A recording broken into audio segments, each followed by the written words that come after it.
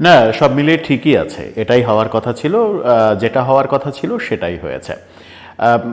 অযাচিত কিছু ঘটলে, অস্বাভাবিক কিছু ঘটলে, কিংবা অস্বাভাবিক কোনো চাওয়া চাইলে সেটাকে মগের মুল্লুক বলা হয়।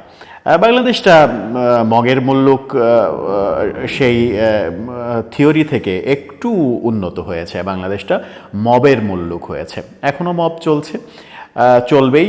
এই হিংসা বিদ্বেষ যতদিন বাংলাদেশ আছে ততদিনই চলবে। সেরকম ধারাবাহিকতা বজায় রাখার জন্যই আজকের বুদ্ধিমানরা সেই কাজ করছেন।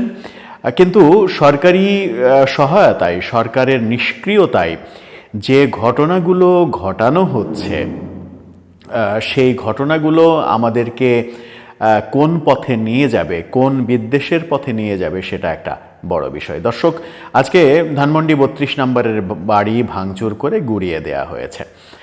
গুড়িয়ে দেয়া হয়েছে বললে ভুল হবে, হয়তো সারা রাত ধরেই এই ধ্বংসযজ্ঞ চলবে।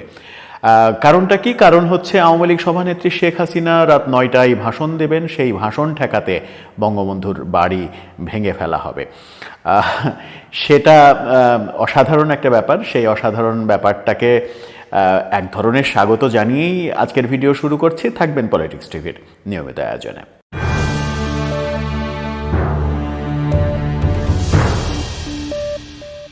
বলছিলাম অসাধারণ ব্যাপার। ব্যাপারটা আসলেই অসাধারণ। একজন রাজনীতিবিদ, তিনি পতিত সরকারের, পতিত ক্ষমতাসীন দলের প্রধান।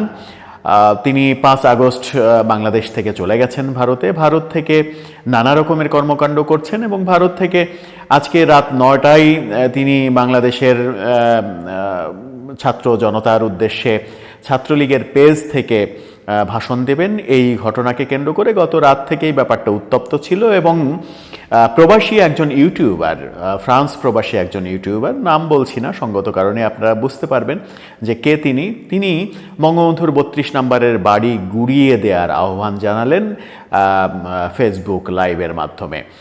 তিনি বললেন, বুলডোজার নিয়ে আসেন, দা, বটি, খুন্তি, হাতুর, বাটাল যা কিছু আছে, যার যা কিছু আছে সব কিছু নিয়ে আসেন।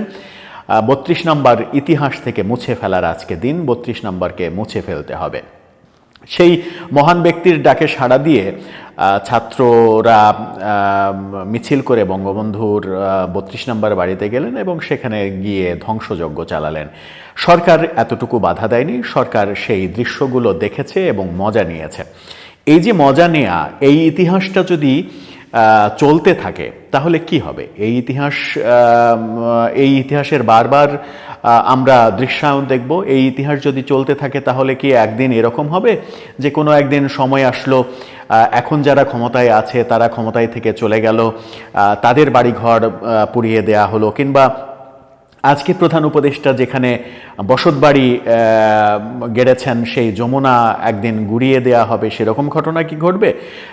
আজকে যারা উপদেষ্টা হিসেবে রয়েছেন, যারা চুপ করে এই দৃশ্যগুলো দেখছেন, আসিফ নজরুল কিংবা মোস্তফা সরোয়ার ফারুকীদের মতো নানা রকমের বড় বড় বাণী যারা ছাড়ছেন, তাদের বাড়িঘরে কি একটা সময় হামলা হবে? সেরকম ঘটনার জন্য আজকের এই ঘটনা ঘটা হলো। যদি বিদ্বেষের কথা বলা হয় তাহলে আজকে আপনি যে উদাহরণ তৈরি করছেন, আগামীকালকে সেই উদাহরণের জন্য আপনাকেও প্রস্তুত থাকতে হবে। সেই ধারাবাহিকতা কি তৈরি করতে চান আপনি কিংবা আপনারা? নাকি বাংলাদেশে একটা শান্তিপূর্ণ বসবাসের উপযোগী দেশ হিসেবে গড়ে তুলতে চান? যারা অন্যায় করেছে, যারা অপরাধ করেছে, তাদের আইনগতভাবে শাস্তি দেয়া একটা ব্যাপার, আর আইন নিজের হাতে তুলে নিয়ে তার একটা কথা কিংবা ভাষণ দেবেন, এখনো দেননি, মানে তখনও দেননি, সেইটাকে কেন্দ্র করে স্বাধীনতা যুদ্ধের অন্যতম প্রতীক হয়ে ওঠা বঙ্গবন্ধুর 32 নম্বর বাড়িতে আবারও আক্রমণ। 5 আগস্ট যেটা হয়েছিল সেটাকে অনেকেই নানাভাবে যুক্তিতর্ক দিয়ে বলেছিলেন শেখ হাসিনার উপরে খেপাটে জনগণ এক ধরনের তাদের আক্রোশ মিটিয়েছেন বিভিন্ন স্থাপনায় আক্রমণ করে। সেটাকে যদি একটা স্বাভাবিকতার মধ্যেও ধরা হয়, তাহলে আজকেরটা কি স্বাভাবিকের মধ্যে? আজকেরটা কি পরিকল্পিত না? এই যে পরিকল্পিত, গত রাত থেকে প্রতিরোধের ঘোষণা দেয়া হলো, দূর দেশ থেকে বাড়ি গুড়িয়ে দেওয়ার আহ্বান জানানো হলো, ছাত্ররা মিছিল করে 32 নম্বরের দিকে গেল, এই যে এত সময়, সেই এত সময় পেয়েও সরকার কি তাদের নিবৃত্ত করতে পারলো না? নাকি সরকার আসলে তাদেরকে গোপনে বলে দিয়েছে তোমরা যাও, আমরা দূর থেকে ভিডিও ফুটেজগুলো দেখে মজা নেব? উপদেষ্টারা কি মজা নিচ্ছেন? উপদেষ্টারা যদি মজাই নিতে থাকেন, স্বাধীনতার অন্যতম প্রতীক 32 নম্বরে বঙ্গবন্ধুর বাড়ি, বঙ্গবন্ধু বাংলাদেশের অবিসংবাদিত নেতা, বহু বিতর্ক থাকতে পারে, বহু রকমের পক্ষে বিপক্ষে আলোচনা থাকতে পারে, বঙ্গবন্ধুরও অনেক ভুল থাকতে পারে, কিন্তু বঙ্গবন্ধু একটা দীর্ঘ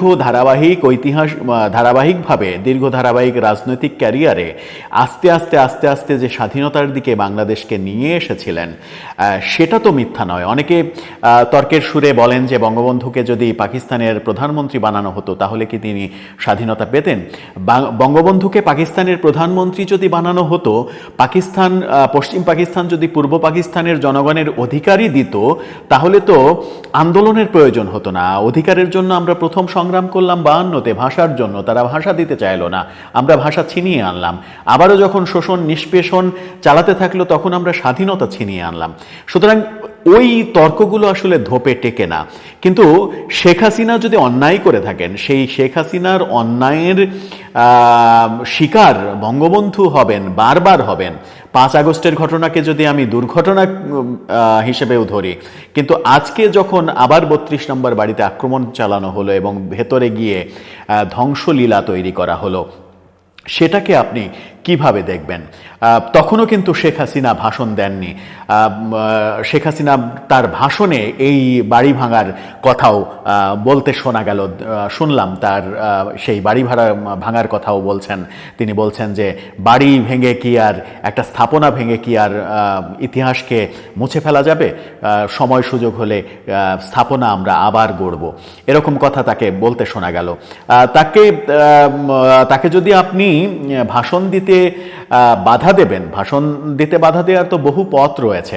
আপনি 9টা থেকে ইন্টারনেট বন্ধ করে দিতেন বাংলাদেশে, আপনি 9টা থেকে বাংলাদেশের সমস্ত বিদ্যুৎ সংযোগ বন্ধ করে দিতেন, 1 ঘন্টা বন্ধ করে দিতেন। আবার যদি 10টায় শুরু করতো তাহলে আবার ইন্টারনেট বন্ধ করে দিতেন। আপনি তার ভাষণটা ঠেকানোর বহু কৌশল ছিল, সেটা করতে পারতেন।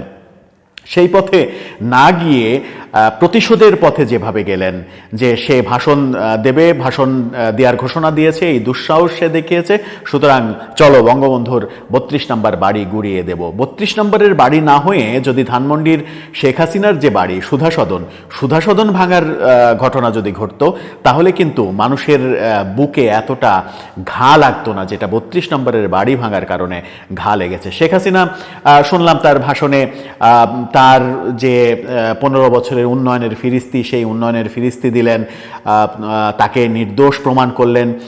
ডক্টর ইউনূসকে মেটিকুলাস ডিজাইন করে তাকে এবং শেখ রেহানাকে হত্যার প্ল্যানের জন্য দায়ী করলেন।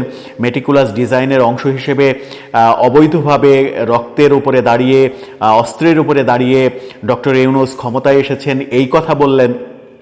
এমন কথা যখন বললেন, তার কথা তিনি তো বলতেই পারেন, তার কথার উত্তর আপনি কথা দিয়ে দেন, যুক্তি দিয়ে দেন, শান্তিপূর্ণভাবে দেন, কিন্তু কথা না বলতেই, কথা তো বলেননি। যখন আপনি বাড়ি ভাঙা শুরু করেছেন তখন তো বলেনই তিনি কথা। তার কথা বন্ধ করার বহু ওয়ে থাকা সত্ত্বেও সেই ওয়েতে হাঁটেননি।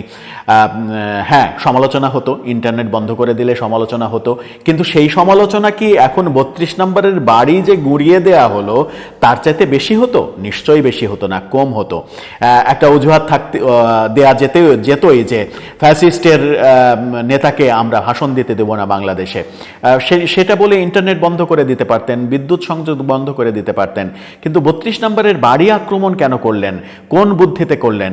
এই যে ফুটেজ চলে গেল বিশ্ব দরবারে, বিশ্ব মিডিয়ার কাছে এই যে ফুটেজ চলে গেল, এই যে অরাজকতায় সরকার নিশ্চুপ হয়ে দর্শকের মতো দেখলো, এই দৃশ্য যে চলে গেল, এই খবর যে চলে গেল, তাতে কি বাংলাদেশ সরকারের ভাবমূর্তি বাড়বে নাকি বাংলাদেশ সরকারের ভাবমূর্তি তলানিতে গিয়ে থাকবে? আর সব থেকে বড় কথা, যেটা দিয়ে শুরু করেছিলাম, এই যে জ্বালাও পোড়াওয়ের সংস্কৃতি তৈরি করা হচ্ছে, এই জ্বালাও পোড়াও প্রতিশোধ নেয়া, কিছু বললেই তার একটা কথা বলল, কথার বিপরীতে পাল্টা কথা না বলে, যুক্তি না দিয়ে তার বাড়িঘর আক্রমণ করা, বাড়িঘর ভেঙে দেয়া, গুড়িয়ে দেয়া, মেরে ফেলা, মব, এটা তো খুব একটা ভালো দৃষ্টান্ত হলো না, ভালো দৃষ্টান্ত হচ্ছে না। কারণ ভবিষ্যতে যদি এই কালচারটা চলতেই থাকে, তাহলে বাংলাদেশ তো সুস্থতার পথে আসবে না, বাংলাদেশে শৃঙ্খলা ফিরে আসবে না। আপনি কি মনে করেন যে আজকে যারা আওয়ামী লীগ করে, তারা যদি কোনোদিন সুযোগ পায়, কোনো দিন মানে ইতিহাস ঘেটে যদি কোনো দিন সুযোগ পায়, তাহলে আজকের ঘটনা তারা ভুলে যাবে? আজকের ঘটনা কি ভুলে যাওয়ার কথা? ভুলে যাওয়ার কোনো কারণ রয়েছে? আজকের ঘটনা যারা ঘটালো, কিংবা আজকের ঘটনা ঘটানোর দৃশ্য যারা চুপ করে দেখলেন সরকারে থেকে, তাদের বিপরীতে যদি তারা আবার এরকম আক্রমণাত্মক হয়, ধ্বংসাত্মক কার্যক্রম চলে, সেটা কি শোভনীয় হবে? সেটা কি কোনোভাবেই গ্রহণযোগ্য হবে? এই যে বিদেশ থেকে আহ্বান জানানো, বাড়ি গুড়িয়ে ফেলো, ইতিহাস থেকে মুছে ফেলো, বুলডোজার নিয়ে এসো, এটা শোনার পরেও সরকার সেটার প্রোটেস্ট না করা, চুপ থাকা এবং চুপ থেকে ইন্ধন দেয়া, উৎসাহ দেয়া, উৎসাহিত করা, এটা খুব একটা ভালো দৃষ্টান্ত হলো না। এই দৃষ্টান্ত বহুদিন ইতিহাস বয়ে বেড়াবে, এবং ইতিহাস যদি খুব খারাপভাবে এর প্রতি উত্তর দেয়, তাহলে বাংলাদেশের জন্য সেটা খুবই খারাপ খবর হবে। ছাত্র জনতা আবেগ কাজ করতে পারে, অনেক আবেগই কাজ করবে, তাদের হয়তো ভাবাবেগ বেশি, তাদের বুদ্ধি একটু কম, যদিও তারা দাবি করেন তারা মেধাবী। ধরে নিলাম তাদের বয়সের কারণে, আবেগের কারণে তাদের বুদ্ধি একটু কম কাজ করে।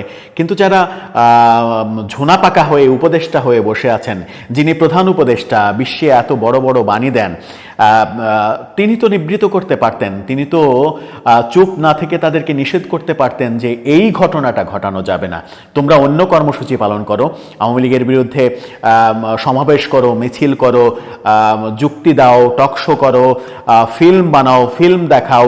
যেমন একটা কর্মসূচি ছিল, খুবই ভালো কর্মসূচি, যে শেখ হাসিনা যখন ভাষণ দেবেন তখন রাত 9টায় ঢাকা শহরের বিভিন্ন জায়গায় এবং সারা দেশে আহ্বান জানানো হয়েছিল, সারা দেশে মোড়ে মোড়ে জুলাই গণহত্যার বিভিন্ন ফুটেজ, বিভিন্ন ডকুমেন্টারি, এগুলো তারা দেখাবেন। খুবই ভালো শান্তিপূর্ণ কর্মসূচি, সেটা পালন করা যেত, সেটা প্রতিবাদের একটা অসাধারণ ভাষা হতে পারত। কিন্তু যেটা করা হলো, সেটার প্রতিদান যদি চলে আসে কোনো একটা সময়, সেটা খুব একটা সুখকর হবে না বাংলাদেশের জন্য। আমার মনে হয় এখান থেকে বের হতে হবে আমাদের, কারণ মবের সংস্কৃতি একটা দেশের জন্য কল্যাণকর নয়। আর আজকে ইউনূস সরকার যেভাবে চুপ থেকে এই দৃশ্য দেখলেন, তাতে করে আন্তর্জাতিক চাপ তাদের উপরে যতটা না রয়েছে এখন, তার চাইতে 100 গুণ বাড়বে, এবং সেই আন্তর্জাতিক চাপে এই সরকারের এই মবের সংস্কৃতি চলমান রাখা এই সরকারের পক্ষে ক্ষমতায় টিকে থাকা আমার মনে হয় দুঃসাধ্য হয়ে পড়বে। এবং আমার ব্যক্তিগতভাবে মনে হয় না যে এই সরকার ক্ষমতায় থাকার আর কোনো মানে অধিকার রাখতে পারবে আন্তর্জাতিক মহলের কাছে এর কোনো জবাবদিহি তারা দিতে পারবে না। যাই হোক, যেটাই হোক, সেটা সুস্থভাবে হোক, সুখকরভাবে হোক, প্রতিহিংসা পরায়ণ হয়ে ধ্বংসাত্মকভাবে না হোক, সেটাই আমাদের কাম্য। আমরা যারা সাধারণ মানুষ, তারা শুধুই শান্তি চাই, এই দেশে শান্তি বিরাজ করুক, সেটাই চাই। সেই চাওয়া হয়তো কারো কারো কাছে অতি চাওয়া হতে পারে, তবে অতি চাওয়াটাই আমরা চাই। দর্শক, আপনার মতামত জানিয়ে লিখতে পারেন আমাদের কমেন্ট বক্সে।